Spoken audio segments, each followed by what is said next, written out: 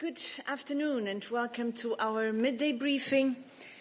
Next week, on Monday, President von der Leyen will receive Guy Parmelin, President of the Swiss Confederation, and this for a very, very good reason, that especially the colleagues in the press room coming from Switzerland have been long awaiting, and so do we.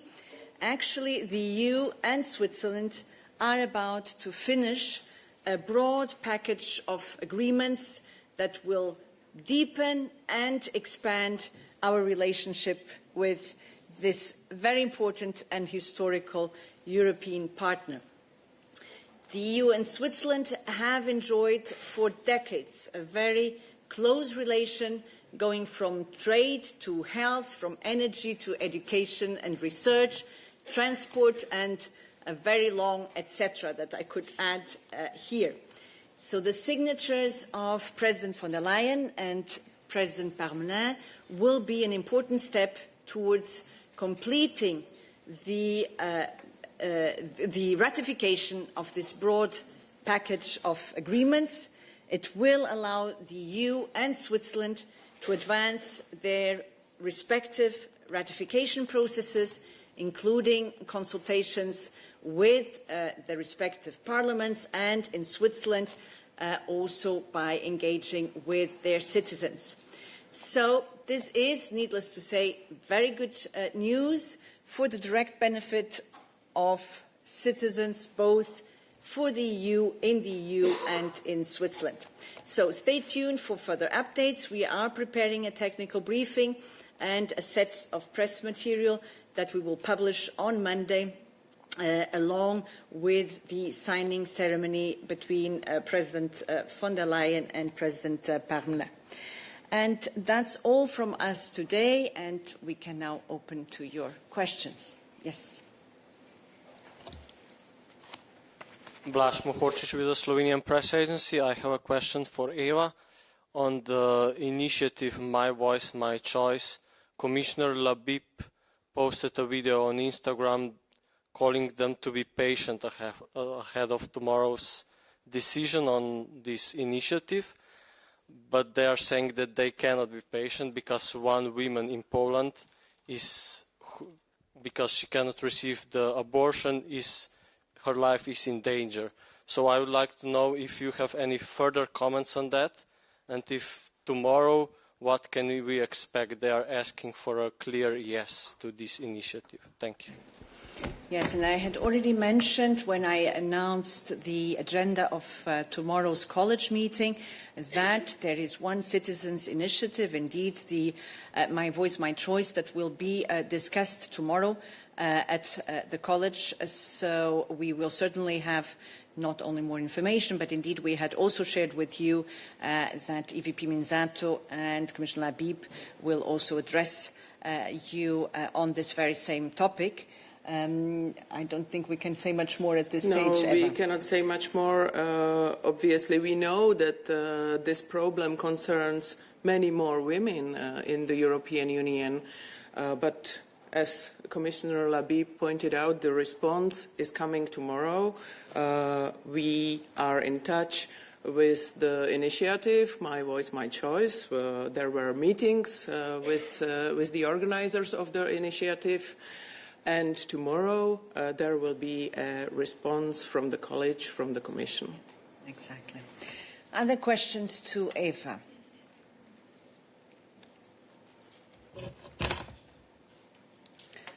I see two hands online. Are any of these for Eva?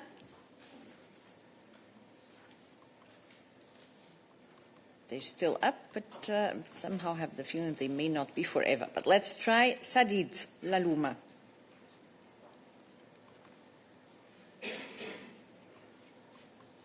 Sadid?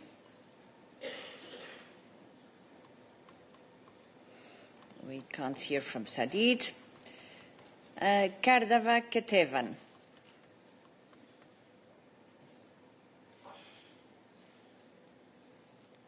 We can't hear either. Hello. Yes. Thank you. Kardava, Thank you very much. Thank you very much. Thank you for giving me the floor. I have a question regarding Georgia. How would you comment the decision made by Great Britain yesterday to sanction two Georgian TV stations, TV Medi and Post TV? Thank you so much. Thank you. So I think there was indeed no more questions for Eva.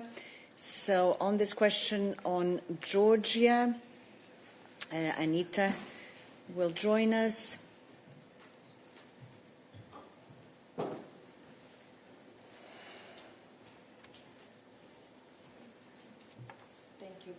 We would not comment on the UK's government decision as such. What I can tell you about is our actions at the EU level and our position that we have reiterated many times in terms of the repressive regime that the Georgian authorities have put in place when it comes to the civil society, to the journalists, to the students, towards all the voices advocated for freedom, democracy, and Europe.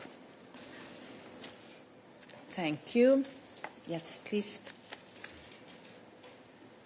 I have a follow-up on this, considering the fact that the EU has already sanctioned Russian propaganda medias and some propaganda journalists in the past. Can it be the case to sanction, EU also sanction Imedi and Post TV and some other propaganda media outlets from Georgia because, they were sanctioned by the UK for supporting Russia against Ukraine and undermining Ukraine's integrity. So, thank you. Thank you. At this stage, I don't have further details on this, so I would not want to prejudge any of this work. A follow-up. May I ask you one more question about Georgia, and it's also about sanctions, but it's not about televisions anymore. It's about Ghulevi oil terminal, which is located in Georgia, and we know that it was discussed to include this oil terminal in the 20th package of sanctions. And we know that that package has not yet adopted, but is that terminal still in that list? Because and also Prime Minister Kobachidze also said that they had provided the EU Commission all the information to prove that they are not helping Russia to circumvent sanctions. But at the same time, in January 2026, exports of oil from Georgia grew up by more than 3,000%, and Georgia does not even produce oil. So cannot that be suspicious to you? Thanks. Thank you. On the question of the sanctions, as you know, there is no agreement yet. They're still being discussed. Of course, anything which was part of the proposal from our side, from the Commission, there is a reason to make it part of the package. But then, of course, all of it is subject to discussions with the Council, and that's where we are. So we don't know, and we cannot pronounce ourselves on whether that specific element is still will be part of the final package. There we need to really wait for the final adoption to see what will be the final elements of the 20th package of sanctions. Other questions to Anita? David? It's on David Carretta, Radio Radicale. It's on Ukraine and the loan. I don't know if I can ask now or... It's probably not for Anita, so let me just check if there's any other question here for Anita.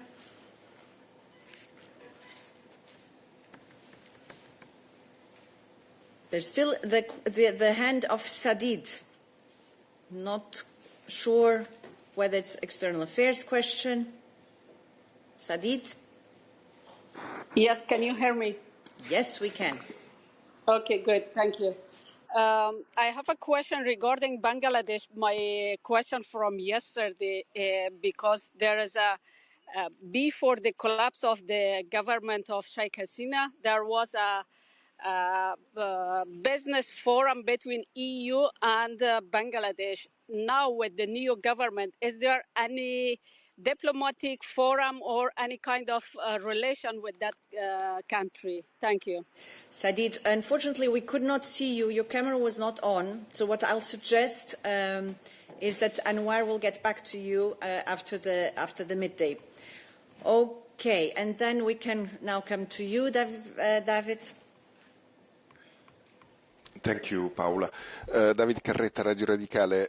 Yesterday, President von der Leyen said during her press conference with President Zelensky and President Costa that on the loan there are different options and we will use them.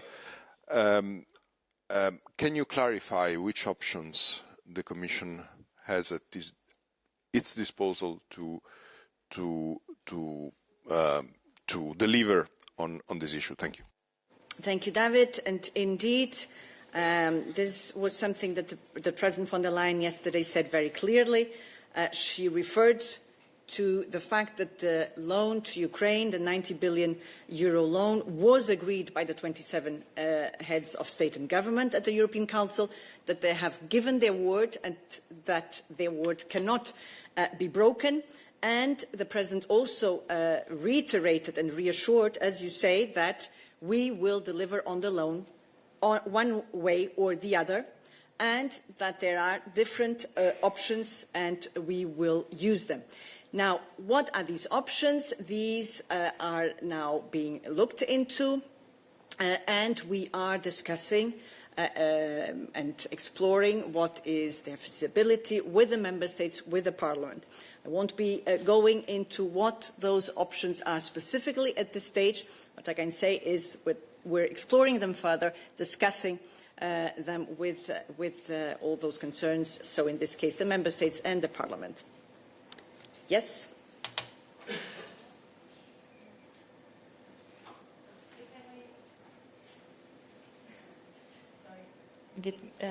If I may follow up on that, Olena Abramovich, Radio Free Europe. High Representative mentioned that there can be return to Plan A, which was frozen assets, using them for this loan. Is it one of the options which is being discussed? Thank you. There are several options, and I know many of you have several options in mind.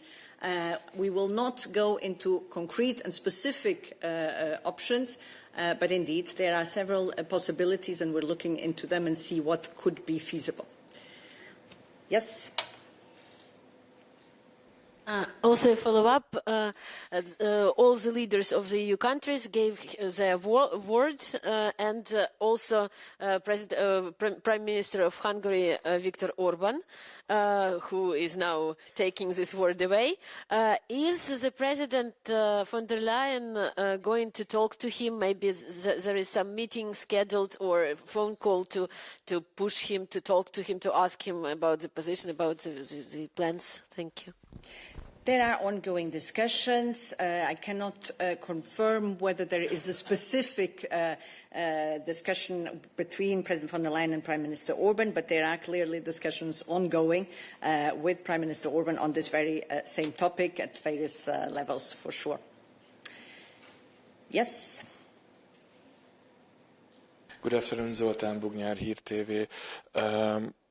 Still at the Ursula von der Leyen's Kiev trip, do you know if the issue with Druzhba was brought up with President Zelensky by Ursula von der Leyen on that meeting? And also I would like to ask probably Anna on the outcome of the oil coordination working group sitting today. Will be any coordination with Kiev to fulfill its contractual obligations to transport oil to Hungary and Slovakia? So, on your first question, and yesterday actually at the press conference, President von der Leyen also said that she was asking for the repairs of the pipeline which were destroyed after the Russian attacks. Maybe we should always remind the source of the destruction of the pipeline. President von der Leyen asked them to be accelerated, and yes, this has been brought up in the discussions with President Zelensky. On the Oil Coordination Group, Anna Kaiser. The Oil Coordination Group met this morning and they discussed the state of play of security of supply and any short-term risks, including those related to the damaged southern Druzhba pipeline, and I can report the following updates. The first point, both Hungary and Slovakia confirmed that they started releasing their emergency oil stocks. These are kept by all member states precisely to manage situations like this. The group also looked into alternative supply routes to ensure continued oil flows to the countries concerned. At this stage, there is no immediate risk to the EU's security of supply. Both Hungary and Slovakia hold oil stocks in reserve. The second point is that there is an alternative supply route that can be used by Hungary and Slovakia, and this is the Adria pipeline from Croatia. Croatia confirmed at the meeting that non-Russian crude oil is being transported through the Adria pipeline to Hungary and Slovakia. Additional cargoes contracted by the MOL Group with non-Russian crude oil are inbound to Croatia's oil terminal. This will maintain security of supply in Hungary and Slovakia. And the final point, we continue to monitor the security of supply situation. We keep a close contact with all relevant member states as well as Ukraine. Contacts happen at the highest level in the Commission. As Paula said during her visit to Kyiv yesterday, President von der Leyen thanked Croatian Prime Minister Plenković for helping to secure and increase oil transport to Hungary and Slovakia through the Adriatic pipeline. The President also asked for repairs to the Druzhba to be accelerated. And a very final point, we condemn in strongest terms Russian attacks on Ukraine's energy infrastructure. So as you see, we're doing everything at our reach to ensure the security of supply of Hungary and of Slovakia at all levels. Yes. Follow-up, although Hungary and Slovakia has exception of the usage of Russian oil, Croatia will not let Russian oil from the sea through Adria to Hungary and Slovakia, only non-Russian oil. Is that true? For the moment, the confirmation that we have from Croatia in the meeting today is that it is non-Russian crude oil that is being transported through the Adria pipeline to Hungary and Slovakia. But in this case, provided there is oil, its origin should not make any difference for the citizens in terms of energy security. And actually, if we can indeed phase out from Russia, that's ultimately the objective. And that's the objective we keep in mind is, to the extent that we still need fossil fuels, let's explore what are the possibilities to have them from a source other than Russia, which has consistently weaponized the need for their fossil fuels. Jorge. Yes, hello. It's also on this. First for you, Paula, I know that the President asked for the acceleration of the repairs, but then at the same time, President Zelensky in the press conference, he said, renovate for what? To lose people? That's a very high price to pay. So did the President come back with a commitment from Zelensky that the repairs will be accelerated or not? What was the final discussion, the conclusion there? And for Anna Kaisa, the Adria pipeline, the volumes that are coming now that you mentioned, non-Russian oil, are they enough to replace the loss of the Druzhba pipeline for Hungary and Slovakia or not yet? And what is the difference in terms of pricing? Thank you. Yes, Jorge. As we said, the President indeed raised this with President Zelensky and asked for the repairs of the pipeline to be accelerated. We understand that Ukraine is ready to do so. We also understand the point of view of President Zelensky, who says that the Ukrainian people are constantly repairing what Russia is systematically destroying. And some citizens are even losing their lives once repairing critical energy infrastructure. So we also have understanding for his considerations. But yes, we've asked for the repairs to take place. On the Adria pipeline, it remains the main alternative pipeline for Hungary and Slovakia to cover their needs. And the pipeline has sufficient capacity to increase volumes to fully cover the Hungarian-Slovakian requirements. And it has already been in use to supply crude oil to the two member states.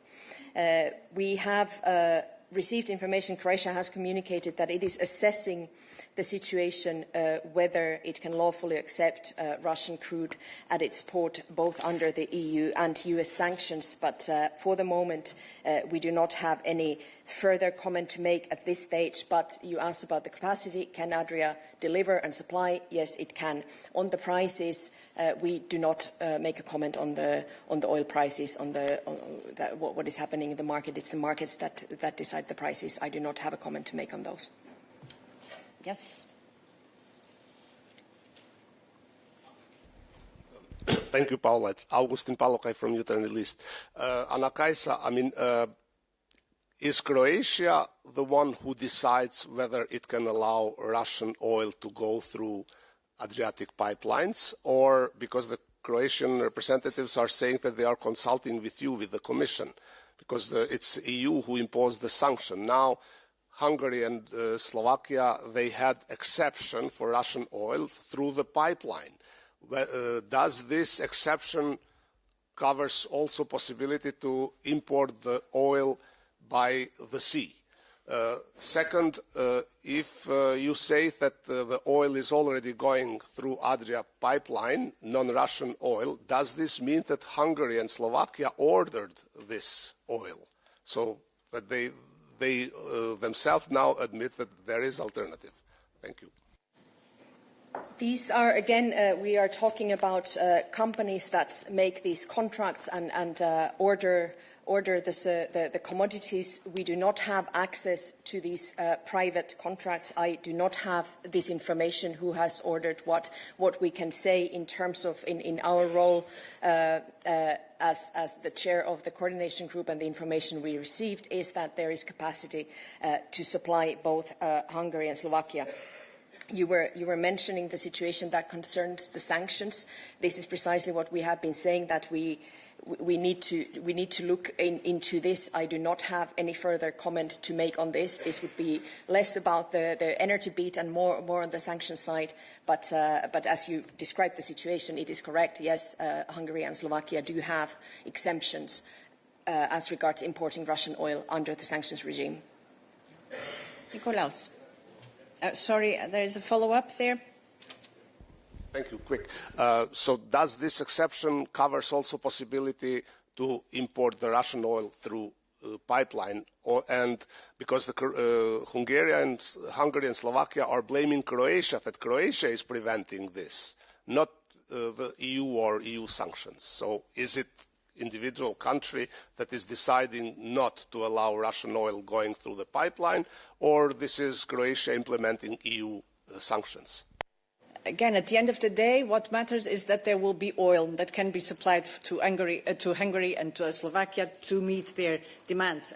And if we can find alternatives to Russian oil, the better. Then we don't have an issue with sanctions. Nikolaus. Thank you, Nicholas Kormeyer, for your active. Did Slovakia and Hungary disclose information on the level of their strategic oil stocks and how much is left therein? How many days can they supply their population? And secondly, do you have, you've mentioned the route via Adria, but my understanding is the Ukrainian side has also floated to transport it up from Odessa. Did this come up at the oil coordination group, and what were the signals given? And since you won't comment on prices, can you maybe comment on the tariff structure? My understanding is that different pipelines have charge different tariffs, and whether you have made an analysis of that. First of all, on the emergency oil stocks, so they are designed to last for 90 days of net, that cover the net imports, or 61 days of consumption, whichever is the highest. So I do not have the information of exactly where Slovakia and Hungary are. They informed that they have started to release these stocks, but this is how they have been designed. On the Ukrainian proposal to consider transporting through the Odessa-Brody pipeline, we are assessing this option, but we do not have. We need to get a bit more information on this, and it might be therefore be a bit more of a mid-term solution rather than something that would immediately be a solution to the situation where we are now. On the tariffs, for sure, I'm sure we have done studies on that. I do not have those on me here, so we'll have to get back to you on that. Wait. Yes, hello, Olivier Bob, AFP. Thanks, Anna-Kaisa. Can you tell us if you have received any indication from Hungary or Slovakia that this solution through the pipeline, the Adria pipeline, would be satisfactory enough for them to accept to lift the veto they have on the 20th package and also the Ukraine loan? Thank you. The meeting today was to take stock and map out the situation at expert level and to really see and to exchange, for example, more technical information such as the release of emergency oil stocks. When it gets to the more political decisions, as you refer to, this is something that these discussions will very likely happen somewhere else. And needless to say, we are in very close contact also at political level, both with Hungary and Slovakia. But ultimately, for us in our role as the European Commission, it's really just to ensure that there are alternatives to ensure the security of supply and energy security of all our member states. And this really is the top priority. And therefore, the alternatives that we are looking into have been discussed today as well. Stefan, and then we move on.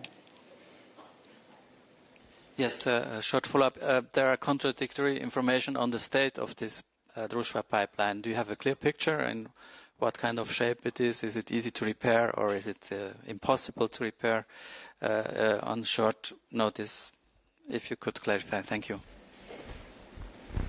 We have information. We received a letter from Ukraine last week where they confirmed that there is an ongoing assessment of the damage and the conditions for prompt restoration of oil transport, and emergency repairs are being carried out. We monitor this closely through our bilateral contacts with the ministries concerned. And the President in Kiev yesterday called for acceleration of the work. But at the same time, it is, as Paula also highlighted, it is important to remember that these repairs are being carried out under heavy Russian bombardment. But we do have a letter and an assurance from Ukraine, Ukraine from last week, giving us an explanation that emergency reparatory work is ongoing, but under very difficult circumstances. Good. Okay, and other topics to Anna-Kaisa so that we can change the subject. No, then other questions at all. There in the back, the lady. Hello, thank you. Mine is a bit of a trade and a bit of foreign affairs question. I'm Sherifa Chitan from Anadolu Agency. High Representative Kallas said following the Foreign Affairs Council that Israel's expansion of powers in the West Bank is breaching international law and it hits at the heart of the future Palestinian state. I know that the European Union frequently condemns the expansion of settlements, cites that they violate international law, but on the other hand, it continues to trade with these settlements despite International Court of Justice advisory opinions, hence supporting their continuation. I know that also the Commission has exclusive competence over trade, and President Ursula von der Leyen, during her State of the Union speech, she said that the Commission will do everything it can in its power. So what can it do, and why is it not doing it? Thank you. Anwar, indeed, it's at the crossroads between foreign affairs and trade, and very much influenced by the foreign affairs angle, if I can put it that way. And therefore we'll ask Anwar to join us, as indeed there are some measures on the table that concern this topic. Thank you very much for the question. In terms of the context, let me here also recall what our position is on the matter.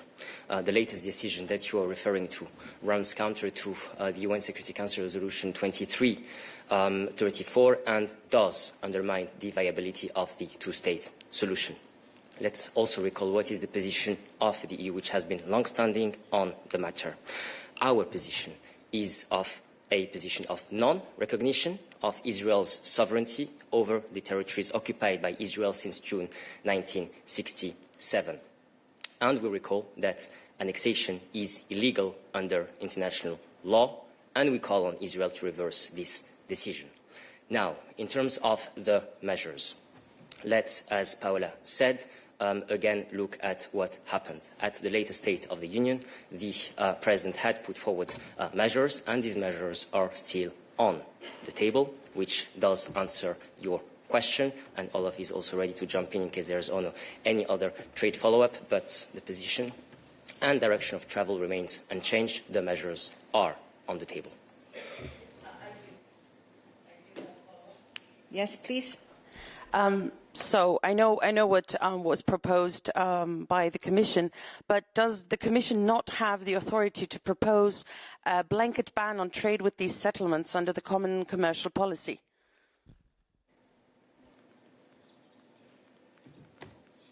Yeah, that's indeed a different issue in terms of what is it that we have proposed in terms of sanctions, what is it that we do in terms of trade. I don't know if we have any further elements on this at hand. Looking here at Olaf from a more trade perspective.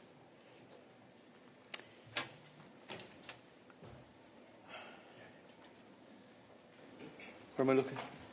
Hi, yeah. Look, there are different things here. So you referenced what the President spoke about in her State of the Union speech. That's separate to trade with settlements. Under our association agreement with Israel, this doesn't cover trade with the settlements because the settlements aren't part of Israel's territory. Therefore, this decision can't encompass trade from the settlements. So what you're talking about is the decision or the announcement that came in the State of the Union, and that's a separate thing. In terms of trade with the settlements, what is going on is that there is no blanket ban on trade with the settlements, right? That's what I'm asking about. As I just explained, that's not captured by the EU-Israel Association Agreement because we don't recognise the settlements. Okay, we're getting... Despite the recognition. Listen, we're not going to do to and fro on this. I'm happy to discuss it, detailed technical stuff with you. I have loads of stuff to explain this in detail. I'll send it to you in the afternoon. Do you have any other questions on this for us? Okay, thank you. On trade, since we have Olaf with us, any other questions? Yes, Alexandra.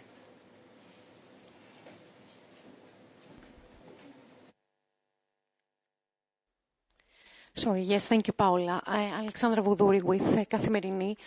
Olaf, I understand that the Commission is still seeking more clarity from the US administration, but at the same time, Commissioner Šefčovič urged yesterday the European Parliament to stick on a vote on the deal in the March plenary.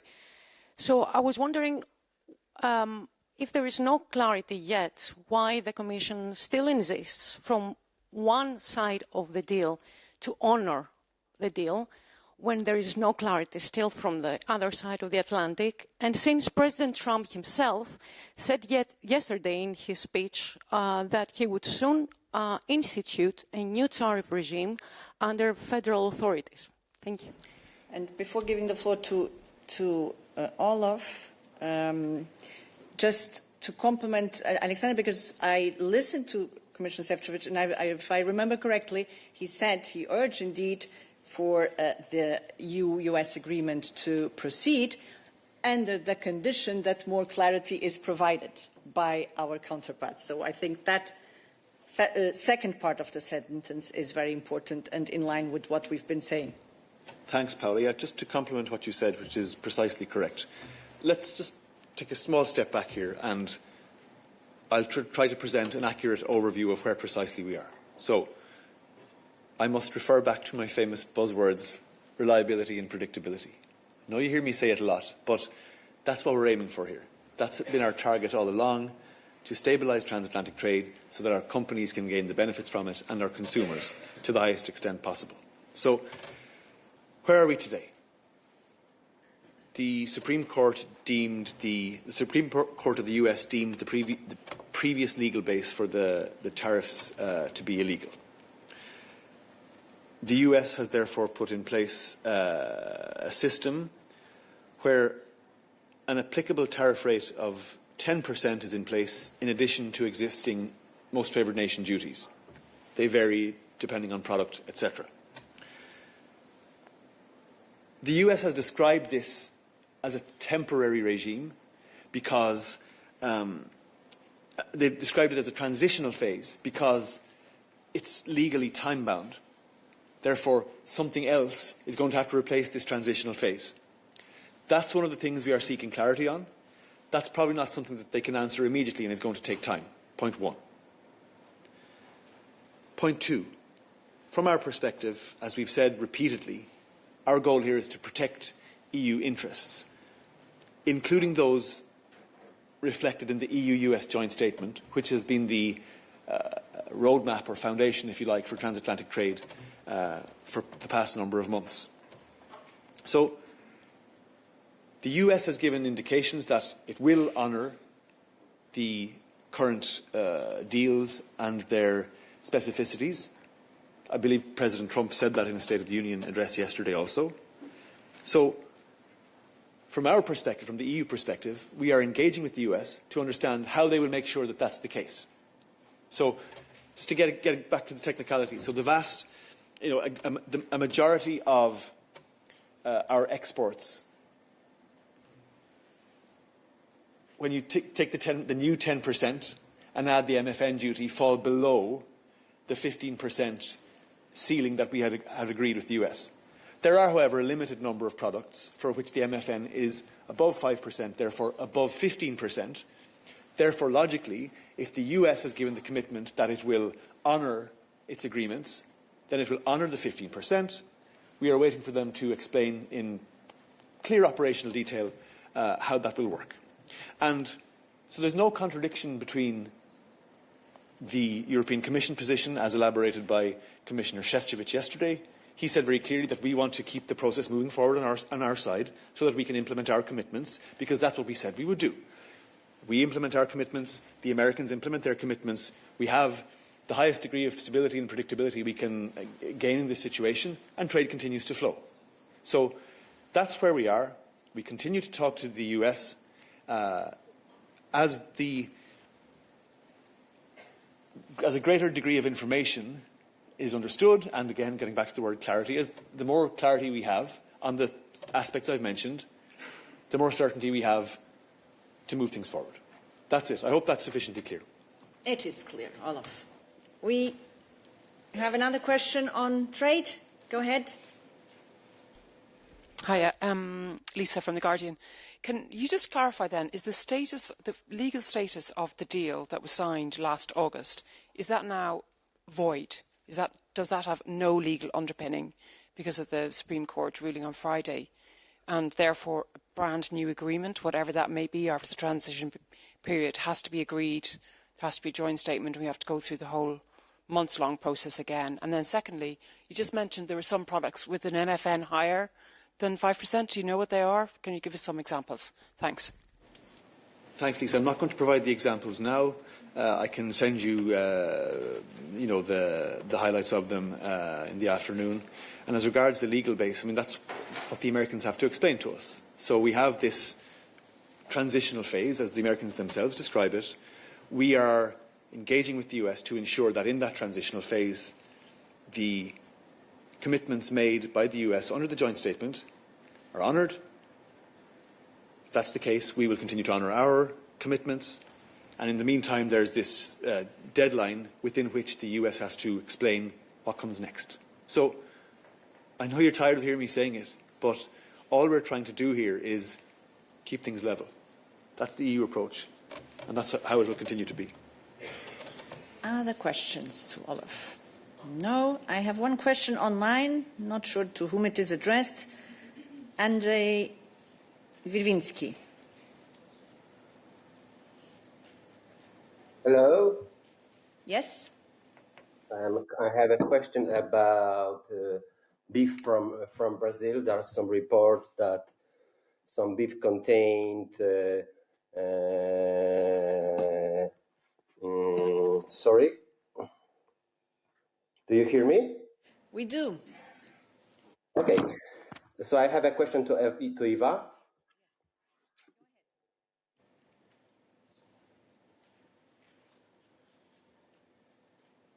Please, you can proceed. Okay, so I want to ask you about hormone-contained beef from Brazil. What does the European Commission knows about this case?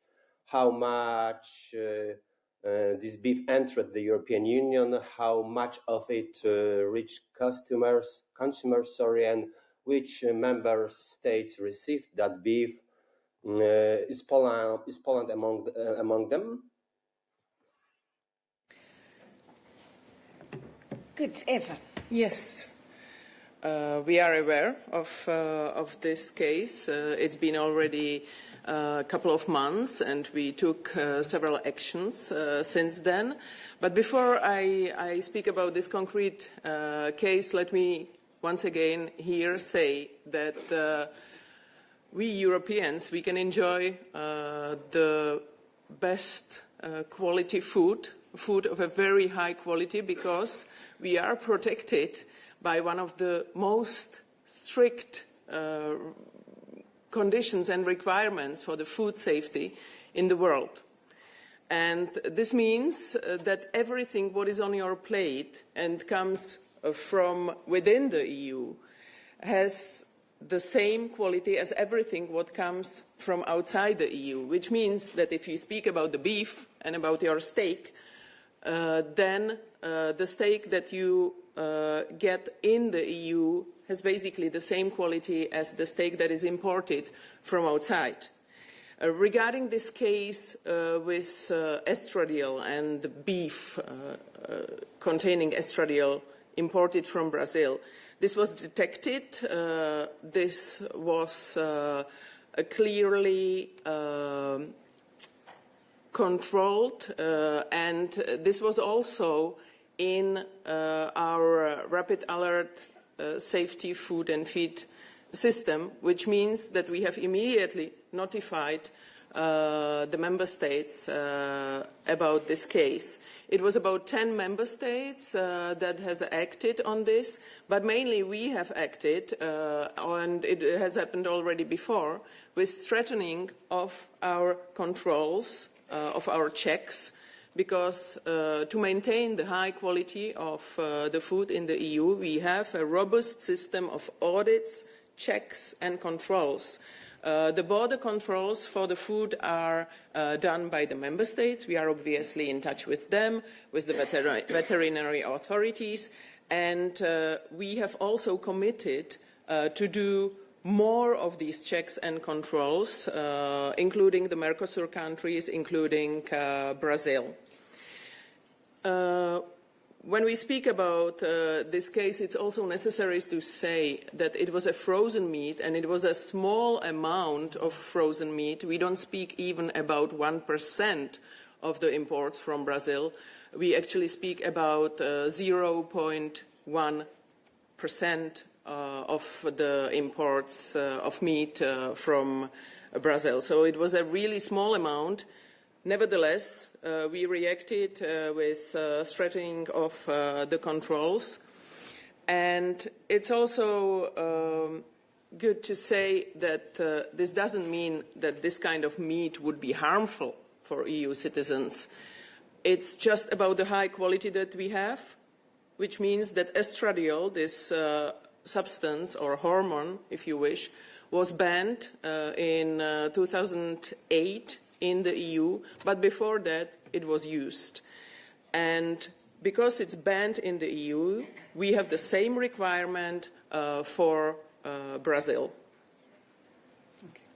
Good. So, in other words, what this shows is that actually the audits and the measures that we have in place show that our controls are effective and deliver, and that's why every now and then you can detect this type of issues in the food imports, and we act on it. Other questions to Eva? No?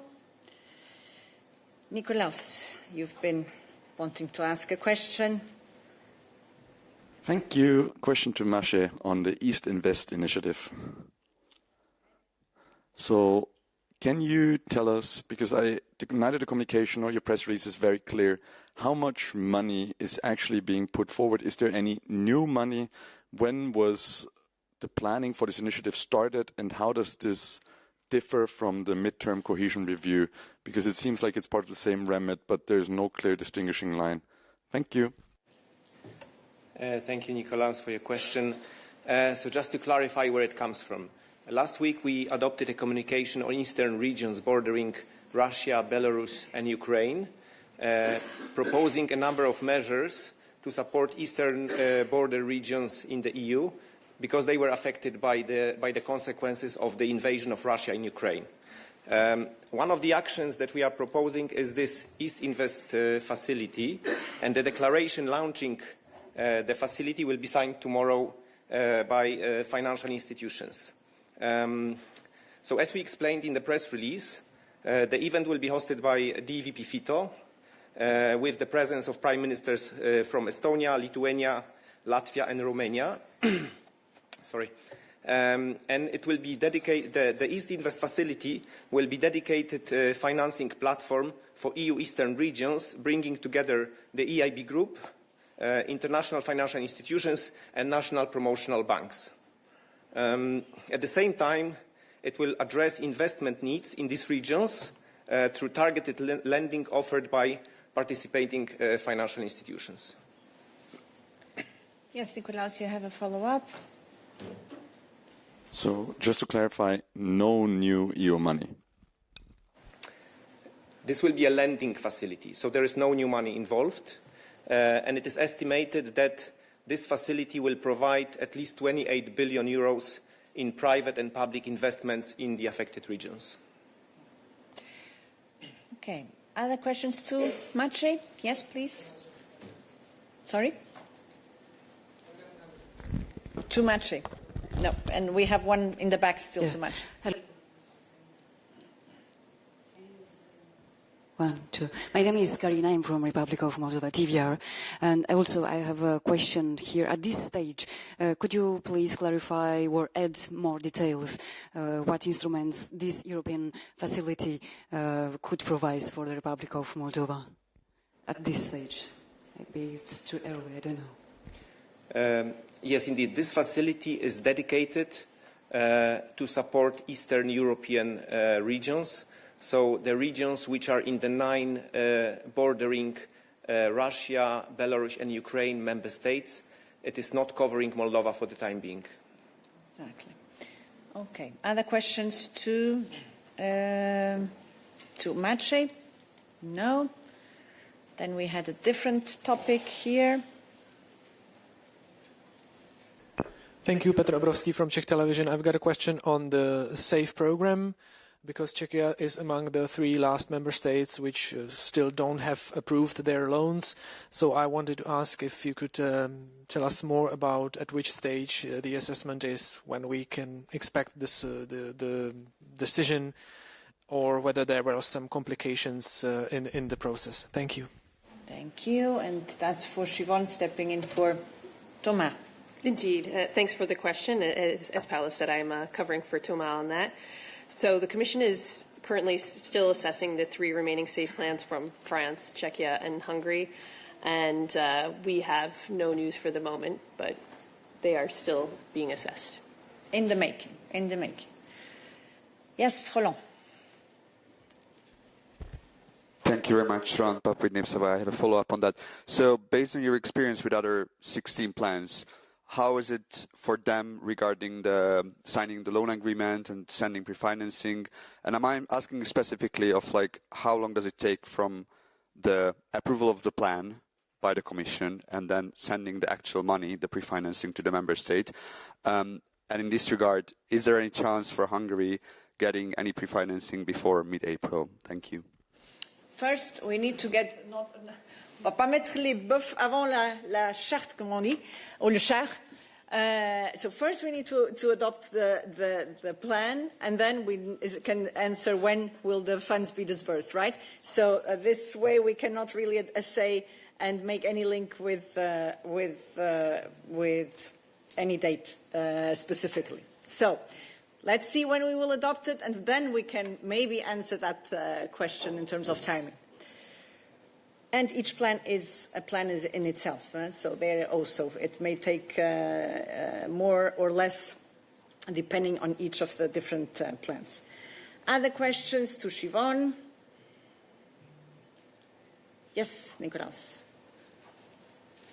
I realize it's the 3rd time. Let me see if other colleagues are not angry that you get... I try to speak extra quick. Nicholas Koma for Euractiv. The Commission said today they will seek to open negotiations with Western Balkan countries to have them join the EU roaming area. Could you tell us when you expect them to join the area, given that the President said Montenegro and Albania would join this year? Thank you. Yes, that is something that we put out today, I think, in the Daily News. Yes, and it's for Ricardo. Thank you, Siobhan.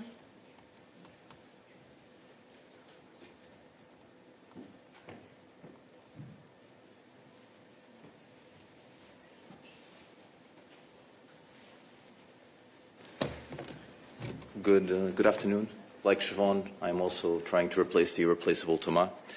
So indeed, the Commission today has proposed to open negotiations with Albania, Bosnia-Herzegovina, Kosovo, Montenegro, North Macedonia and Serbia to integrate them into the EU's Rome like at home regime. The idea there is that, of course, you would be able, both EU citizens and citizens from the Western Balkans would be able to travel and make calls, send text messages and use the mobile data without roaming surcharges. And of course, that means that there's a number of steps. So that means that we start with the proposal for the negotiating mandates, which is adopted today, where the Commission seeks Council authorization to open negotiations with the Western Balkan partners. Once adopted by the Council, the Commission then negotiates bilateral agreements with each of the Western Balkan partners. And of course, the prerequisite to access then the EU roaming area and be part of the Roam like at home regime is the full alignment with the relevant EU roaming legislation. Now that part is quite complex and the timelines then depend on the readiness of each of the Western Balkan partners to conclude bilateral agreements with the EU and ensure their full alignment with the relevant legislation. And once that is done, you would then have the possibility to have the full alignment and be part of the Roam like at home regime. I'm not sure colleagues will allow. Go ahead, Nikolaos, follow up. The President specifically said this year for Albania. I think we're going. If the President said so, let's look forward to it. Okay. Other questions to Ricardo? Go ahead. It's a follow-up. So do you intend to have abolition of roaming with them at the same time with all 6 Western Balkan states, or it will depend on the bilateral agreements? And do you expect any obstacle from telecom providers who are profiting a lot with the huge charges that they have for roaming? I mean, on your second question, I think at the moment there are already a number of voluntary roaming commitments with some mobile operators in the EU and Western Balkans concerning this issue. On the first question, I honestly think it's too early to really take a view on whether you would be able to do it all in one go, or whether you would then go one by one on these bilateral agreements. And of course, this is to be seen in the overall context of the gradual integration of the Western Balkans with the EU. So, and then, of course, on your question on whether companies will be hyper, not all good things that we do are very and always popular.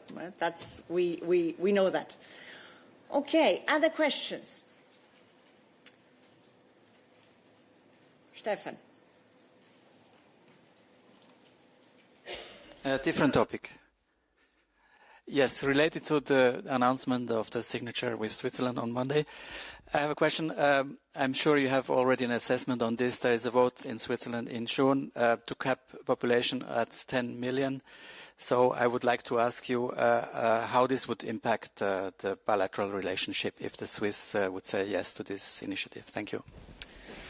Again, there we have so much on our table which is already in place and on which we need to have a very clear position that on that one, let's take it when we get there, Stefan. And to conclude, I have one final question, probably, Theophan Hartmann. And maybe we'll need to get a spokes back. Yes, go ahead. Yes, thank you very much. I have a question which is related to the Western Balkans as well, because Ukraine and Moldova also joined the EU roaming area quite recently. So do you have any, do you know how Western Balkan countries will be joining the EU roaming area? Because it might create some technical issues between operators if a Moldovan person travels to Albania at some point. Is this a situation that you've been considering? I guess this is part of all the discussions that will go once we start negotiations with the individual countries and all the technicalities, all the possible obstacles that need to be overcome. That's the moment when these will be then tackled. Good. And with this, we come to an end. There will be another press event this afternoon with Executive Vice President Ribeira.